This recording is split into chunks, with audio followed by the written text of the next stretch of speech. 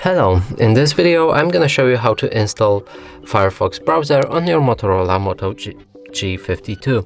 So in order to do this, we'll need to open our Google Play Store. From here, start search for an app, enter Firefox browser,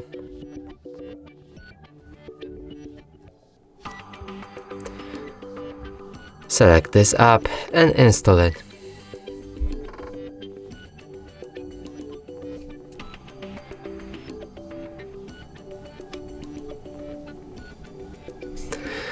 And after installation process is complete, we'll be able to open our app.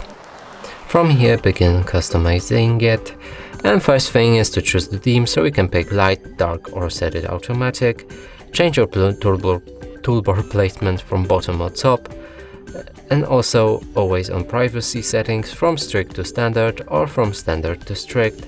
You can also sign up to other Firefox using devices and read this privacy notice. After that, click start browsing, and here we'll be able to enter any website. And that's it for this video. Hope you like it. Please consider subscribing to our channel, leave a like and a comment below.